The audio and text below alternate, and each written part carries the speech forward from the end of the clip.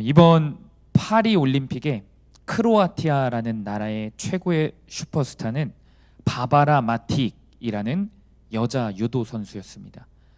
크로아티아라는 나라에서는 단 한 번도 유도 종목에서 금메달이 나온 적이 없는 나라였는데, 이 여자 선수가, 바바라 마틱이라는 선수가 역사상 처음으로 금메달을 딴 겁니다. 미모와 실력을 둘 다 겸비해서 이 크로아티아라는 나라에서 난리가 났습니다. 그러나 참 안타깝게도 인생에서 가장 아름답고 찬란하고 영광스러운 그 순간에 한 번에 그녀의 인생이 망쳐버리는 사건이 등장했습니다. 바로 그녀가 금메달을 딴 그날, 그녀의 8강전 경기를 하고 있었을 그때에 그녀의 아버지가 딸의 경기를 보는 중에 자원봉사자를 성추행한 사건이 일어났습니다. 그래서 그 아버지가 그 혐의로 체포가 되었어요. 그리고 그 사건은 이 바바라 마틱이라는 선수가 금메달을 딴 사건과 함께 이 아버지가 그 자리에서 성추행한 그 사건이 전 세계에 도배가 되었습니다.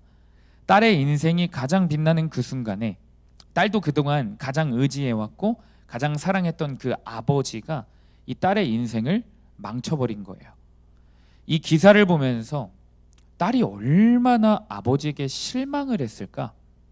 이 딸이 자기가 금메달을 따고 있고 목숨 다해 8강전 경기를 하고 있는 그때 아버지가 자원봉사자를 성추행하는 그것을 딱 보고 생각했을 때 얼마나 큰 실망감과 배신감이 들었을까 생각을 해봤습니다.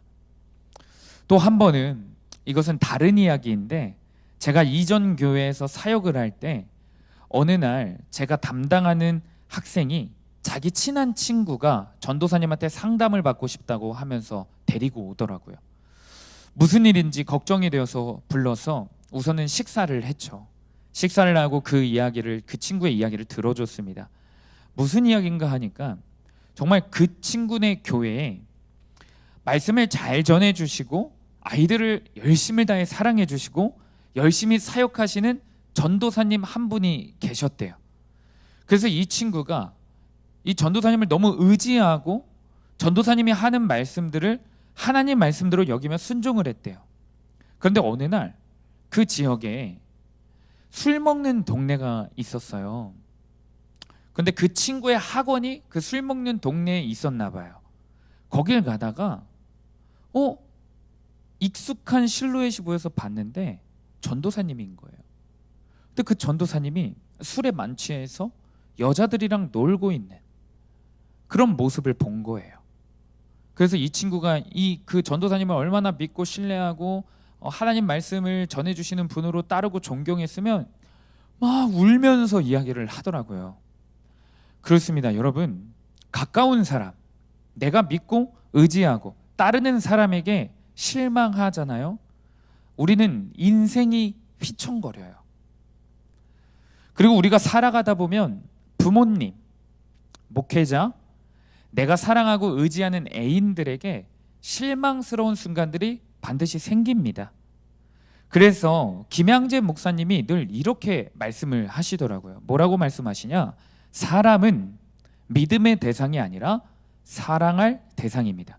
우리 한번 읽어볼까요? 한 목소리 읽어보겠습니다. 시작. 사람은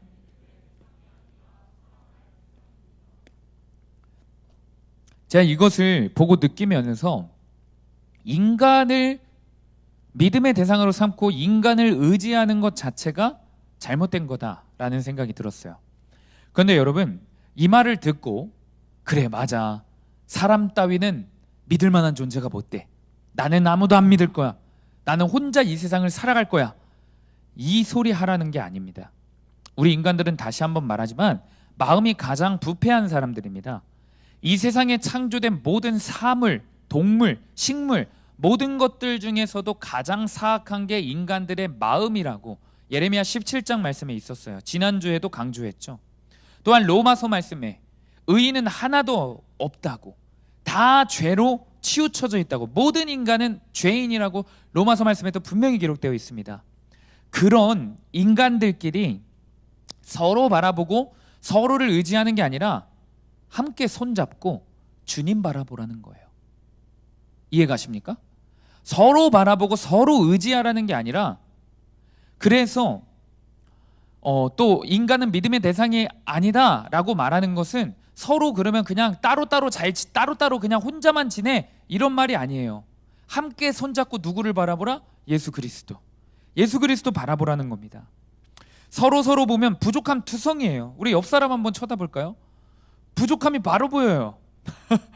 부족함이 바로 보입니다. 너무 부족함이 많이 보이나요? 막 다 웃네. 서로 보면 이렇게 부족함 많고 죄인들끼리예요. 그럼 서로 위하지 말고 위로하지 말고 의지하지 말고 대신 함께 손잡고 주님 의지하라는 겁니다. 이해가시죠? 이와 같은 맥락에서 오늘 우리가 읽은 본문에도 가장 먼저는 인간은 실망스러울 수밖에 없다라고 가르쳐요. 그러나 그런 우리에게 단 한 번도 실망을 끼친 적 없으신 참된 목자 한 분을 하나님께서 보내주시겠다는 약속이 담긴 본문입니다. 오늘 본문을 통해 우리가 살아가면서 누군가를 믿고 의지하고 따라가야 내 인생에 실망도 없고 상처도 없고 공허함도 무기력함도 없고 오직 평안만 있게 되는지 깨달을 텐데, 깨닫고 그대로 살아가는 저와 여러분이 되기를 축복합니다. 오늘 본문의 첫 번째는 실망스러울 수밖에 없는 거짓 목자, 인간과 세상이라는 메시지로 한번 살펴보려고 해요. 우리 이 시간 오늘 본문 1절에서 2절을 한 목소리로 한번 읽어보겠습니다. 시작. 여호와의 말씀이니라.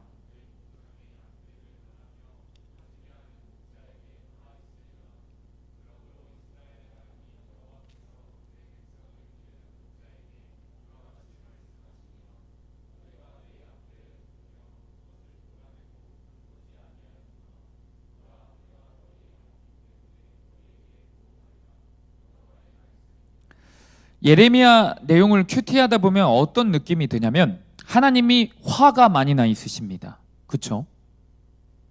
그런데 이 화는 이유 없는 화가 아니라 이유가 너무 합당하고 타당한 화였습니다. 오늘 본문에서도 화 있으리라 이렇게 말씀하세요.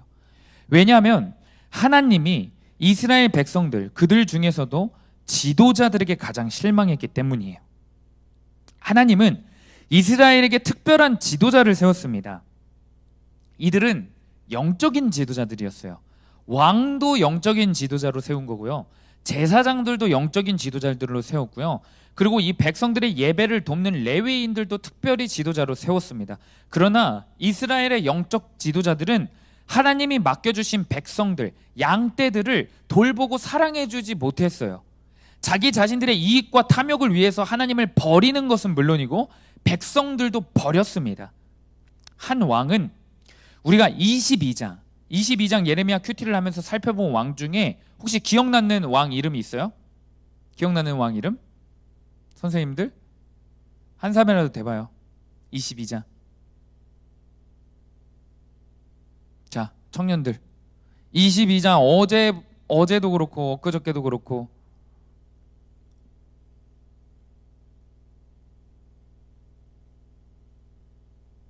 은영 선생님 기억나는 왕 이름. 자, 여호야김 기억나요? 여호야김 기억나요? 네, 나요. 다들 일어서서 들어. 다들 설교 일어서서 들어. 이 자식들.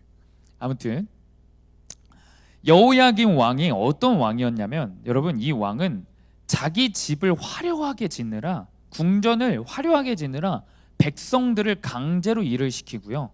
일을 시키고 나서 먹튀했어요. 품삯을 주지 않았습니다. 뿐만 아니라 왕이 하는 업무 중 가장 중요한 업무가 뭐냐면 재판하는 업무였어요. 재판. 근데 이 여호야김은 재판이 열리면 돈을 더 많이 주는 쪽을 편을 들어줘요. 부패한 재판을 하는 왕인 거죠. 계속해서 여호야김은 또한 무죄한 자들을 죽여요.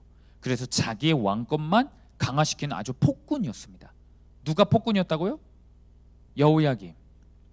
왕만 그랬을까요? 이 당시에는 하나님 말씀을 가르치고 오늘날로 하면 예배를 집례하는 제사장들이 이방의 음란한 우상 문화들을 백성들에게 가르치고 함께 그 우상 숭배를 도모했습니다. 심지어 우리가 지난주 예배 때 살펴보았죠. 백성들이 자기 사랑하는 자녀를 어떻게 해요? 번제로 불살라 태워 바쳤죠. 우상들한테. 그런 제사들을 도와준 게 이 제사장들이에요. 하나님이 그들에게 직분을 허락하시고 은혜를 주신 이유는 이 은혜와 직분을 통해 하나님이 사랑하는 백성들에게 하나님의 말씀을 잘 가르치고 하나님의 사랑을 잘 전하고 함께 살아가라고 분명히 그 직분과 특권을 주셨어요. 그러나 그것에는 관심도 없고 이런 인간 말종들이 하는 짓을 하고 있으니 하나님이 그들에게 실망을 하고 화가 난 건 당연해 보입니다. 그렇죠? 화 안 나겠습니까?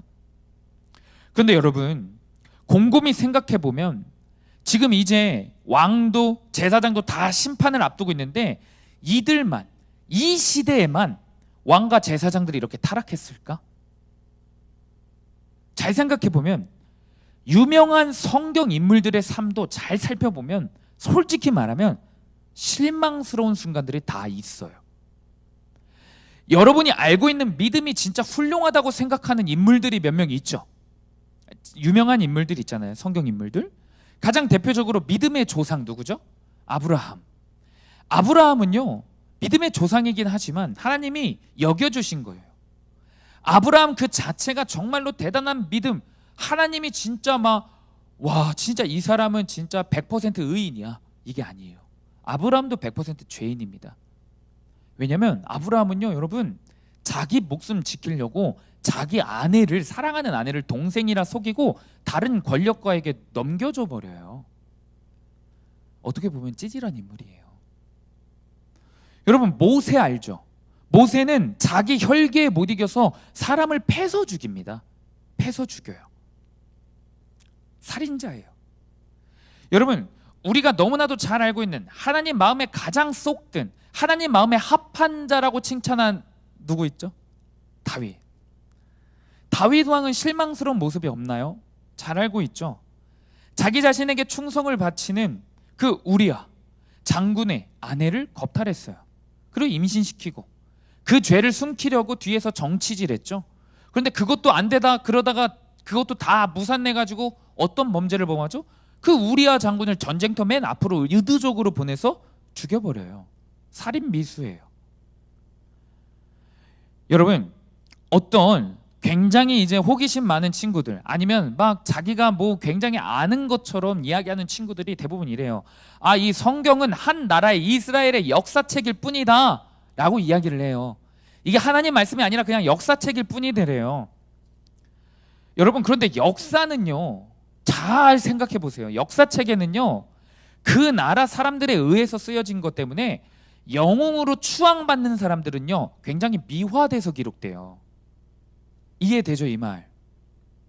그러나 성경은요, 단순한 역사책이 아니에요. 구원에 대해서, 하나님의 진리에 대해서, 천국 복음에 대해서 가르치는 진리의 말씀입니다. 그러기에 물론 이 안에도 역사가 담겨있긴 한데 어떤 역사를 강조하는 줄 아세요? 이스라엘 사람들이 하나님 마음이 아니라 자기들 멋대로 이것을 역사책으로만 썼다면 자기들이 영웅이라 생각하는 사람들의 그런 흠 안 기록했어요. 이 정도로 적나라하게 안 기록했다고요. 이 성경 안에는요, 다 죄악의 이야기밖에 없어요. 성경은 어떤 역사를 가르치고 강조하냐? 모든 인간은 죄인이다라는 역사를 강조해요. 이해가시죠? 그 안에서 이 죄인에게 소망이 될 것은 인간의 열심이 아니다. 죄인의 역사 가운데 소망은 인간의 노력이 아니다. 어떤 대단한 인간처럼 살아야 된다라고 말하는 게 성경이 아닙니다. 이해가세요? 대단한 교훈적인 인물이 담겨있는 책이 성경책이 아니에요. 성경은 다시 한번 말하지만 인간은 다 죄인이다라는 역사만 기록된 책입니다. 그저 가장 먼저 성경이 전체적으로 가르쳐 주는 게 이 진리예요. 저와 여러분 모든 인간은 죄인이다. 소망이 없다라는 거예요. 여러분, 이와 같은 맥락에서 여러분들의 삶을 한번 돌아보세요. 여러분 주변에 있었던 부모님, 친구들, 그리고 다른 사회 사람들 보세요. 의인이 있습니까? 하나같이 다 이기적인 자기 사랑밖에 모르는 죄인입니다. 다 연약한 한계를 갖고 있어요. 다 솔직히 말하면 실망스러운 부분들이 있습니다. 여러분, 나는 최석권 전도사님한테 실망을 단 한 번도 안 해봤다. 손 들어보세요.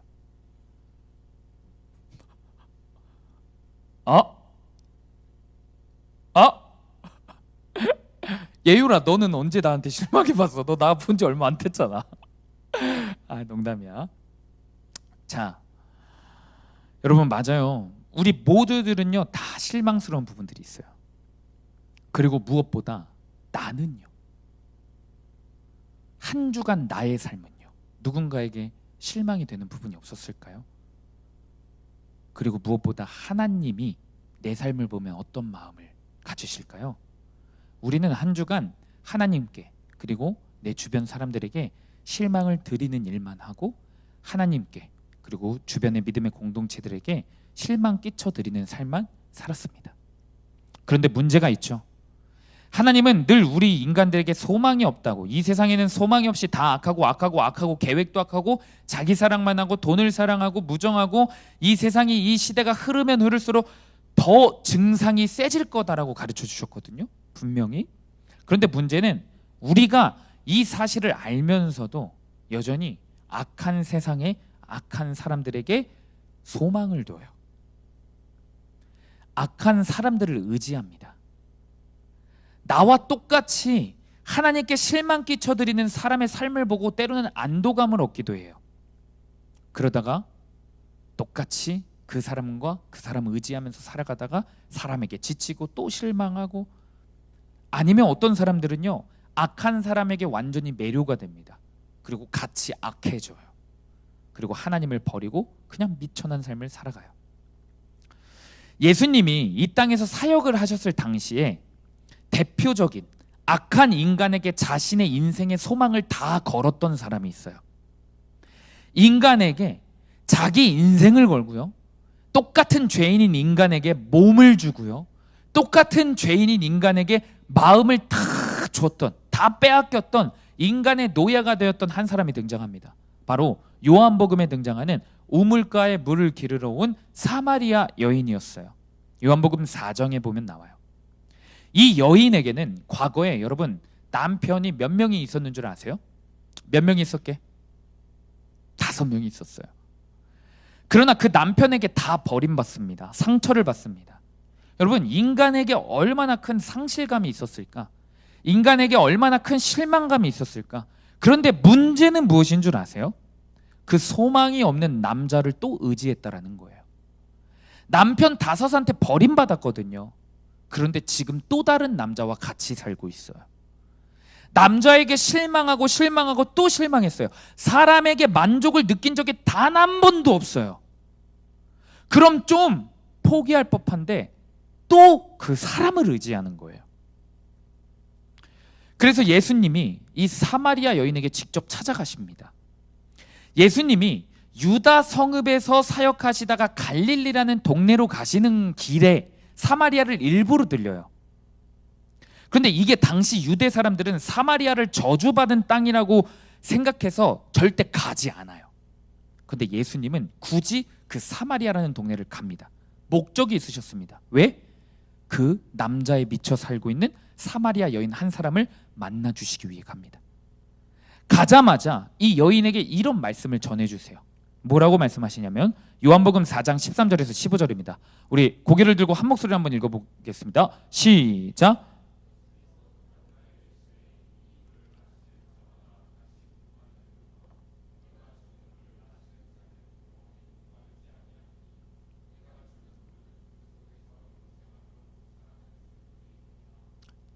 한 소리가 안 읽었어요. 다 같이 읽어보겠습니다. 13절부터 다시 시작.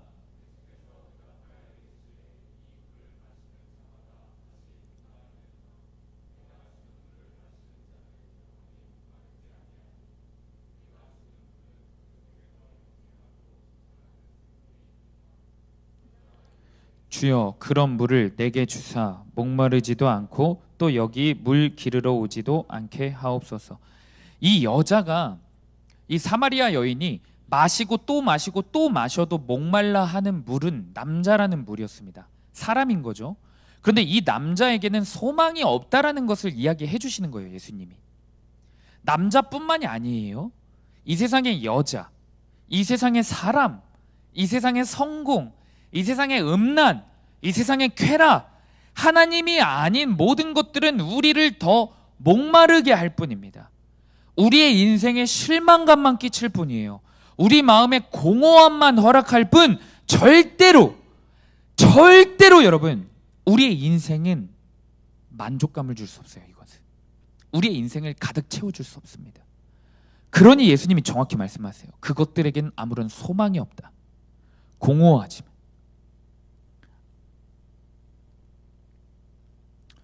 예수님께서 이 본문을 통해 정확히 사마리아 여인에게 이렇게 말씀하시는 거예요. 남자는 목마르지만 영원히 목마르지 않은 물을 내가 너한테 줄 수 있어.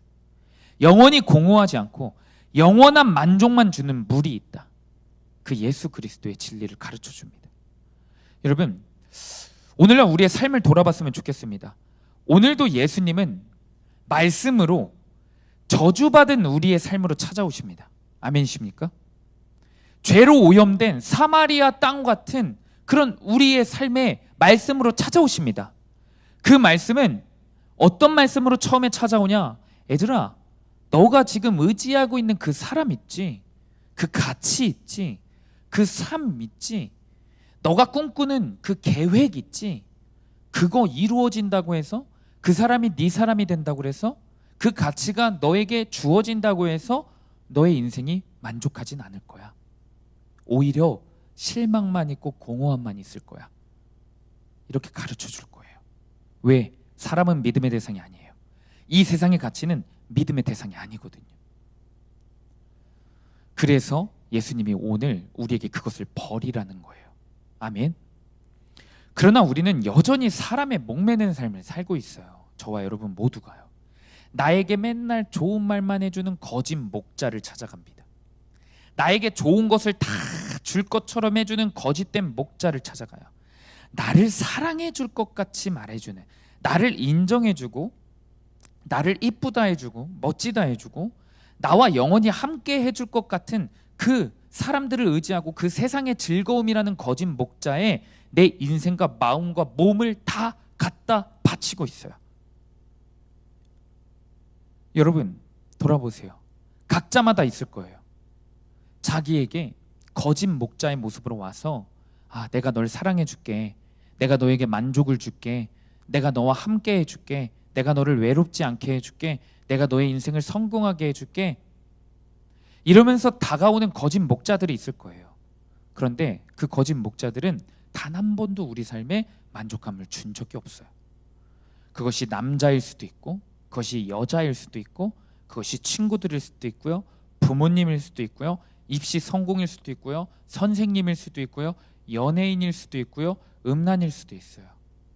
그것들에 모두 소망을 두면 둘수록, 믿고 의지하면 의지할수록 우리의 인생은요 더 좌절에 빠질 겁니다. 그러니 오늘 본문을 통해 가장 먼저 깨달아야 할 것은, 실망스러울 수밖에 없는 그 거짓된 목자를 의지하는 삶, 소망 없는 거짓된 목자를 의지하는 삶을 멈추는 일입니다.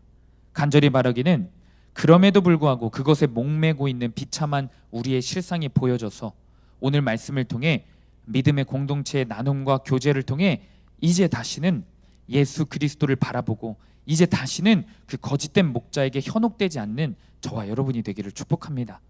적용 질문입니다. 내게 주는 것은 실망과 좌절밖에 없는 세상의 거짓 목자, 사람, 돈, 성공에게 여전히 집착하고 있지 않습니까? 거짓 목자들은 나를 영원히 사랑해 줄 것 같지만 정작 나를 더 메말라가게 한다는 것을 인정하고 있습니까?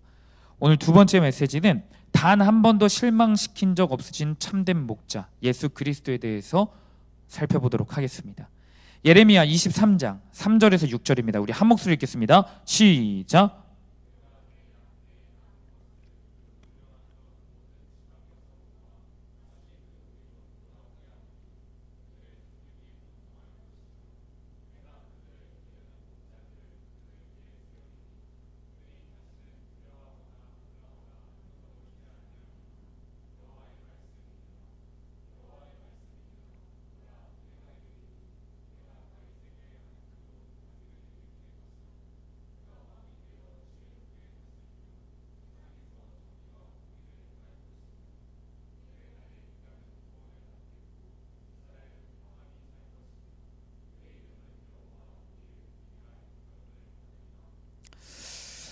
오늘 본문은 거짓 목자들을 따르면 양들은 다 흩어지게 되고 파멸하게 될 것을 강조해야 합니다.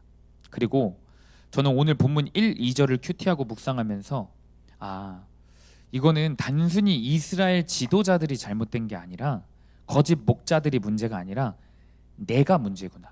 그 목자들을 따라가는 내가 문제구나 라는 것을 깨달았어요.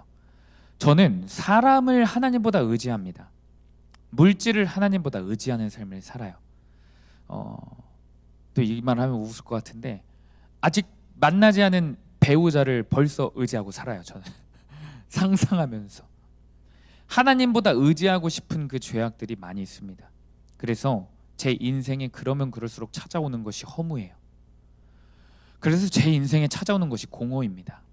그래서 제 인생에 찾아오는 것이 불안입니다. 즉 이미 심판을 받고 있는 거예요.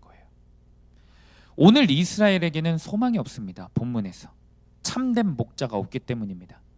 사실 이스라엘은 망할 일만 앞두고 있었어요. 이제 이스라엘은 공허하다 못해 그 공허한 마음도 다 산산조각 날 일들만 경험할 거예요. 자녀들은 포로로 끌려갈 것이고 그들이 의지했던 성읍은 다 불태워지고 폐허가 될 것이고 자기 자신들도 그 끔찍한 바벨론으로 끌려가 노예 생활을 할 것입니다. 심판만 남아두고 있는 거예요. 우리 역시 동일해요, 여러분. 사람을 의지하다 보면, 세상을 의지하다 보면, 학업을 의지하다 보면 내가 인정을 하든 안 하든 반드시 이런 심판의 결과를 맛보게 됩니다. 친구 의지하다가 친구한테 다 실망하고 버림받아 공허한 사건 반드시 생깁니다. 남친 여친 의지하다가 다 실망하고 버림받아 결국에 몸만 베리고 혼자 공허하게 되는 사건 반드시 일어납니다. 사람 의지하다가 사람에게 삐져가지고 사람에게 완전히 팽당해서 혼자 외로워진 사건 등등 반드시 생깁니다. 그런데 여러분, 이 시점에서 제가 한 가지 놀라운 사실을 전하고 싶어요. 오늘 이스라엘 백성들 소망 없거든요. 심판 바로 직전이거든요. 그리고 실제로 심판 받거든요. 그런데 구약 성경을 보면 이렇게 예레미야 시대처럼 가장 사회가 부패하고 음란하고 심판 바로 직전의 상황 혹은 심판 받은 후에 참 이상한 현상 하나가 나타나요. 이해가 되지 않는 현상인데 심판의 메시지가 예레미야 선지자나 이사야 선지자 이런 선지자를 통해 선포될 때 동시에 가장 많이 선포된 말씀이 무엇이냐? 오늘 본문에 참된 목자 예수님에 대한 예언이 가장 많이 선포됩니다. 이해가세요? 심판에 대한 메시지가 가장 많이 선포될 때 그때마다 동시에 하나님은 누구를 예언해 주시냐? 예수님을 예언해 주십니다. 심판의 메시지가 가장 많이 담긴 게 예레미야서와 이사야서거든요. 그런데 예레미야서와 이사야서에 가장 많이 기록된 게 예수님에 대한 예언이에요. 오늘 본문도예요. 거짓 목자가 판을 치는 그 세상에, 거짓 목자가 영혼들을 공허와 허무와 심판으로 이끄는 그 세상에서 하나님은 참된 목자이신 예수 그리스도를 보내주시겠다고 오늘 본문에서도 강력하게 약속하십니다. 그게 뭐냐? 여러분 보세요. 내가 그들을 기르는 목자들을 그들 위에 세우리니, 이게 예수님이에요. 그들이 다시는 두려워하거나 놀라거나 잃어버리지 아니하리라. 여호와의 말씀이니라. 5절입니다. 여호와의 말씀이니라. 보라, 때가 이르리니 내가 다윗에게 한 의로운 가지를 일으킬 것이라. 한 의로운 가지가 예수님에 대한 예언이에요. 6절입니다. 그의 날에, 예수님이 오시는 그 날에 유다는 구원을 받겠고 이스라엘은 평안히 살 것이며 그의 이름은 여호와 우리의 공이라 일컬음을 받으리라. 아멘. 너희 이스라엘 백성들이 거짓 목자들을 따라갈 수 있다. 그러나 거짓 목자들을 따르는 것을 멈추고 이제 예수 그리스도라는 참된 목자를 따르게 되면, 예수 그리스도를 기다리게 되면 그 사람의 인생에 어떤 일이 펼쳐지는지 하나님은 희망에 대해서 오늘 본문 가운데 우리에게 말하고 있는 거예요. 예수님이 참된 목자가 되시면 반드시 하나님이 허락하시는 은혜들이 있다고 합니다. 무엇이냐? 4절입니다. 다시는 두려워하거나 놀라거나 잃어버리지 아니하리라. 너희 인생 가운데 불안함이 전혀 없을 거래요. 너의 인생 가운데 공허함이 전혀 없을 거래요. 그리고 6절입니다. 이스라엘은 평안히 살 것이래요.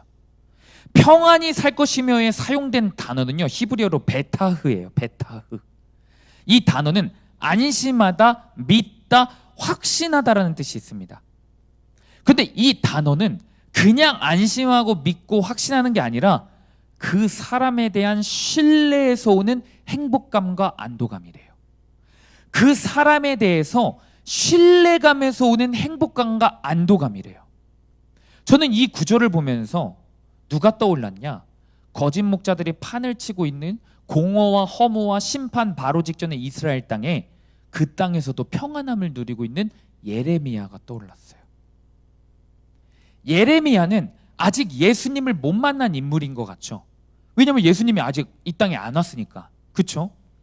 그러나 몇백 년 전에 예수님을 예언하면서 그의 마음에는 이미 예수의 영으로 충만한 거예요. 이미 마음속에 예수님의 영이 있는 거예요. 이 예레미야가요, 지금 의지할 사람 아무도 없어요. 예레미야 상황을 살펴보잖아요. 지금 다 무너졌어요. 가문도 몰락한 가문입니다. 심지어 자기 고향 식구들에게도 여러분 버림받아요. 백성들 살리기 위해 눈물로 기도해요. 그런데 그 백성들이 예레미야를 어떻게 하죠? 죽이려고 합니다. 왕과 제사장들도 예레미야를 가두고 죽이려고만 해요. 그런데 이상하게 여러분, 예레미야의 삶은요, 이스라엘 백성들 아니면 왕 권력가들처럼 불안해하지 않아요. 분명 자기 할 일을 흔들리지 않고 감당합니다. 당시 이스라엘 권력가 왕들은요, 가난하고 아무 힘도 없는 예레미야에 비해 많은 것들을 갖추고 있었어요. 그리고 이들은 나름대로 세상에서 자기가 이겨보려고 더 의지해 보려고 누구는 바벨론이랑 친교를 맺기도 하고 누구는 애굽이랑 친교를 맺기도 합니다. 그러나 이스라엘은 예레미야 빼고 다 불안에 떨고 있어요. 예레미야 한 사람 빼고 다 불안했어요. 공허하고요, 허무했습니다. 그래서 뭐 했냐? 거짓 선지자들에게 의지했어요. 불안하니까. 이단, 사이비 같은 주술사에게 의지하기도 했어요. 불안하니까. 여러분, 오늘날도 똑같습니다. 세상에 많은 권력가들 있죠. 똑똑한, 여러분 똑똑한 사람 하면 누가 떠올라요? 교수님들, 이런 분들 떠오르죠. 과학자들도 떠오르죠. 여러분 그거 아세요? 사이비 가보잖아요. 그 교주한테 돈을 대주고 교주를 가장 지극정성 섬기는 인물들이 누군 줄 알아요? 교수와 과학자들이에요. 보면요, 사이비 명단들을 보면요, 그렇게 고위 공무원도 많고 그렇게 교수들도 많대요. 똑똑하고 권력 있는 돈 있는 사람들이 그만큼 인생 가운데 공허한 거예요. 마음이 허한 거예요. 허무하니까 사이비의 거짓 유혹에 그렇게 쉽게 빠지는 겁니다. 그런데도 우리 학생들과 청년들은 안타깝게 그 돈과 권력과 성공이 내 인생을 책임질 수 있을 거라고 생각하며 살아가요. 오산입니다. 예레미야는 아무것도 없으나 예수의 영이 있어 불안해하지 않습니다. 허무해하지 않습니다. 물론 예레미야의 별명이 있죠. 눈물의 선지자. 많이 울어요, 예레미야는. 많이 한탄합니다. 그런데 여러분 그거 아세요? 우는 이유가 자기 자신의 인생이 불안해서 우는 게 아니에요. 억울해서, 신세가 한탄스러워서, 인생이 허무하고 공허해서 우는 거 아닙니다. 여전히 회개하지 못한 백성들이 너무나도 불쌍해서 우는 거예요. 여전히 회개하지 못한, 세상에 빠져 죽어가는 거짓된 목자들은 물론이고 거짓된 목자들을 따라가는 그 백성들이 너무 안타깝고 너무 속상해서 남들을 위해서 우는 거예요. 나라를 위해서 우는 겁니다. 여러분 잘 생각해 보세요. 이거 잘 들어보셔야 돼요. 인생에서 공허함을 느끼고 무력감을 느끼고 불안해하는 사람들의 특징이 있습니다. 청소년들 중에 자기가 세상 의지하느라 공허하고 무력하고 불안해하면서 자기 자신을 못 보는 사람들이 많거든요. 그런데 여러분들 중에 만약에 내가 무엇을 의지하고 있는지 돌아보는 척도가 될 거예요. 반드시 세상을 의지하고 거짓된 목자들을 따라가고 공허함을 느끼고 허무함을 느끼는 사람에게 공통적으로 나타나는 특징 하나가 있어요. 뭐냐면 남을 위해서 울 여유가 없어요. 남의 인생을, 그것이 가족이 될 거예요. 대부분 가족 아니면 친구의 인생을 위해서 진짜 긍휼히 여기고 그 사람의 인생을 아낌없이 헌신하고 그 사람을 위해서 울 수가 없습니다. 절대. 공허하고 허무한 사람들은요, 자기 연민에 빠져 자기 때문에 울 수는 있어도 옆 사람을 위해서 울 수는 없어요. 절대로. 오로지 남을 위해서, 남의 인생을 위해서 울면서 기도하고 다 무시하고 다 짓밟고 거들떠도 안 보는 그 사람의 인생인데 관심 갖고 사랑하고 울면서 기도하는 사람은요, 그 안에 반드시 예수의 영, 참된 목자를 따라가기 때문에 이게 가능한 겁니다. 예레미야는 이스라엘의 왕들, 권력가들, 그리고 수많은 백성들과 달랐습니다. 거짓 목자가 아니라 참된 목자를 따르는 사람이었기 때문에 그래요.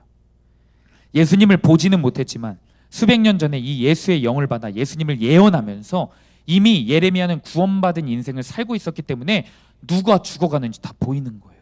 누가 죽어가는지, 누가 지옥 가는지 다 보이는 거예요. 그래서 저 영혼이 애통해서 우는 겁니다. 자기 인생이 처량해서 불안해서 뭐 하나라도 잃을까 봐 걱정하는 게 아니었어요. 여러분, 다시 한번 말하지만 사람은 믿음의 대상이 아니라 사랑의 대상입니다. 사람은 그저 기도해야 하는 대상이에요. 그 안에 제발 예수님이 있기를 기도해 줘야 돼요. 우리의 믿음의 대상, 우리가 의지할 대상은 오직 예수님뿐입니다. 아멘.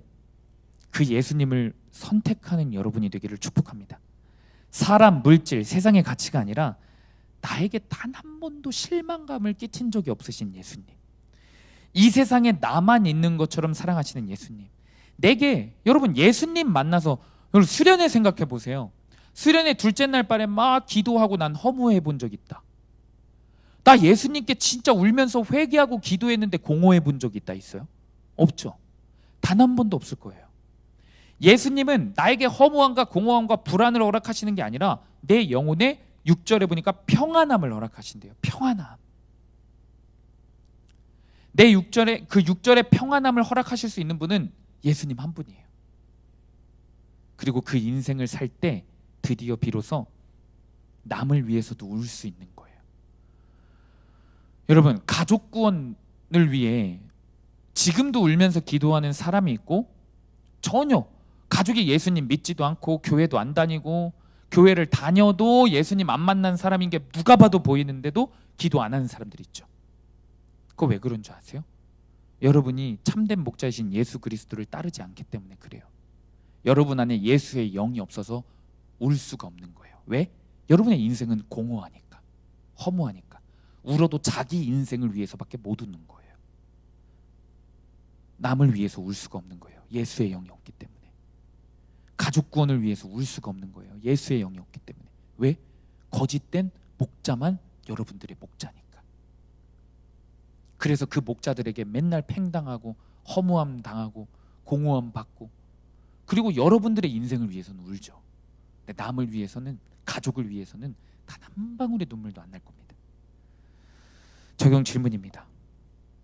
나는 거짓 목자들만 따라가다가 공허와 허무와 심판이라는 결과를 맞이한 인생을 경험하고 있지 않습니까? 참된 목자이신 예수 그리스도를 따라 평안함과 만족함을 경험하며 세상에 빠져 죽어가는 자들을 볼 때 눈물이 납니까?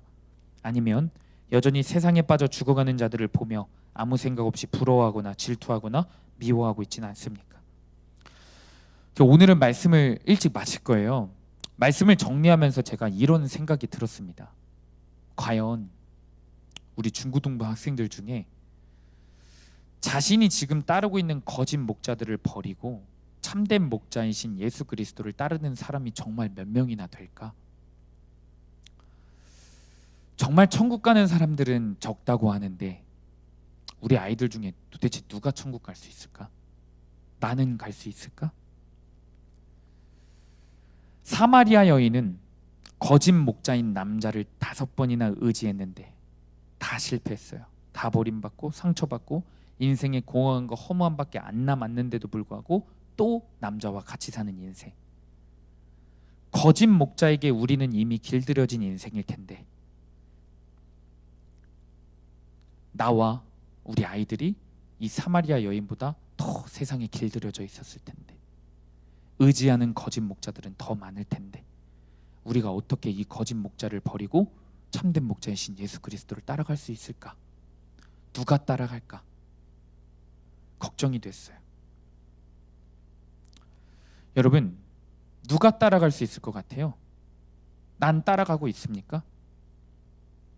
아니면 아직도 거짓 목자에 내 인생과 몸과 마음을 다 바치고 있습니까? 우리가 예수님을 따라가기 위해서는 한 가지가 필요해요. 무엇일까요? 순종이 필요합니다. 예수 그리스도를 참된 목자로 따르기 위해서는 딱 한 가지밖에 하나님이 요구하시는 게 없습니다. 재산을 요구하시는 게 아니에요. 마음의 순종을 요구하십니다. 참된 회개가 결국에는 여러분 순종이에요. 참된 회개 이퀄 순종입니다. 제가 여러분들에게 마지막으로 순종을 강조하고 싶어서 기도하면서 말씀을 준비하다가 우연히 보게 된 예화 하나가 있었어요. 분명 우리들 중에도 오늘 설교를 듣고 이 참 보잘것없는 자의, 연약한 자의 말씀을 듣고도 누구는 인생이 변할 거거든요. 그러나 오늘 설교를 듣고 누구는 인생이 여전히 그대로일 겁니다. 그 차이가 무엇에 있는지에 대해서 순종인데, 제가 얼마 전에 읽게 된 예화에서 분명히 알게 되었어요. 어떤 사람의 인터뷰를 봤는데 백화점 왕이라는 별명이 있는 존 워너메이커라는 사람이 있어요. 미국에. 존 워너메이커가 인터뷰를 했습니다. 근데 먼저 그 인터뷰를 살펴보기 전에 존 워너메이커가 어떤 사람인지 설명을 해드릴게요. 이 사람은 우리나라를 비롯해 전 세계 방방곡곡에 YMCA, 여러분 알아요? YMCA? YMCA를 세워서 청년 사역에 앞장섰던 세계적인 인물이에요. 이 사람은 세계 최초로 여러분들을 여자들이 좋아하는 백화점, 이거 그 남녀 차별 발언인가? 이거 잘라주세요. 요즘 예민한 건데. 저도 백화점 좋아해요. 우리들이 좋아하는 백화점을 세계 최초로 만든 사람이에요. 존 워너메이커. 크게 성공했습니다. 그의 나이 30대. 전도사님이 30대인데 이 사람은 이때 백화점 회장이 돼요. 그래서 30대 때 백화점 왕이라는 별명을 가진 사람입니다. 그런데 이 존 워너메이커가 가장 유명한 모습 하나가 있는데, 어떤 모습이냐면 84년을 살았거든요. 84세에 이제 천국을 가셨는데 84년을 사시면서 67년간 주일학교 교사로 헌신했어요. 84년을 살면서 67년 동안. 한번 생각해 보세요. 이게 얼마나 대단한 건지. 84년을 살았는데 67년간. 그러니까 노인이 돼서도 섬긴 거예요. 주일학교 교사를요. 가장 돈을 많이 버는 사람이 여유가 있어서가 아니라 더 바쁘잖아요. 회장인데 얼마나 바쁘겠어요. 우리가 상상할, 여러분 진짜 여러분 뭐 공부하느라 뭐 하느라 바쁘다, 뭐 알바하느라 뭐 바쁘다 핑계를 대는데, 진짜 우리랑 상상할 수 없는 스케줄을 지니는 사람이, 공부도 많이 한 사람이 단 하루의 주일도 타협하지 않고 67년간 주일학교 교사로 헌신했습니다. 회장님이 되어서도요. 그리고 이 존 워너메이커가 여러 백화점들을 운영하는 대기업 회장이다 보니까, 그러다 보니까 경쟁 업체들이 생길 거 아니에요. 백화점 경영진들이 워너메이커에게 현실적인 제안을 하게 되었어요. 주일날에도 백화점 열어서 돈 벌어야 합니다. 이렇게 현실적인 제안을 했어요. 이 워너메이커가 어떻게 했을까요? 나는 하나님의 날, 주일에는 세상의 재물과 절대 바꾸지 않을 겁니다. 이 사람이 운영하는 백화점은 주일에 어떤 손해가 있어도, 다른 경쟁업체들 다 그때 떼돈을 벌어도 이 사람이 운영하는 백화점만큼은 주일에 열지 않았어요. 그럼에도 하나님이 이 사람을 지켜주셨습니다. 그리고 워너메이커가 결국에 미국 23대 대통령인 해리슨 대통령 시절에 미국 정부의 장관직을 맡게 되었어요. 장관직, 미국의 장관직입니다. 장관직을 그런데 수락하는 조건 하나가 있었습니다. 무엇일까? 주일 성수와 주일학교 교사의 역할을 만약에 이거를 방해한다면 대통령이 절대 내가 이 장관직을 수락하지 않겠습니다라고 얘기했어요. 그러면서 뭐라고 얘기했냐면, 장관직은 몇 년 하다 말 부업이지만 주일학교 교사직은 내 평생 동안 할 나의 본업입니다라고 고백했습니다. 참 대단한 인물이죠. 그래서 장관을 맡은 이후에 4년 동안 단 한 번도 빠지지 않았고, 백악관이 어디에 있죠, 여러분? 워싱턴에 있었어요. 근데 이분이 섬기는 교회가 필라델피아에 있어요. 굉장히 먼 거리예요. 그 먼 거리를 오가며 주의를 지켰대요. 이런 분이 인생 말미에 미국의 장관도 되고 백화점 왕이 돼서 회장이 된 이 재벌이 말미에 자기의 인생이 어떻게 이렇게 성공할 수 있었을까 비결에 대해서 인터뷰를 하는 자리였습니다. 이분이 인터뷰의 자리에서 자신의 인생을 회고하면서 이런 식으로 말하더라고요.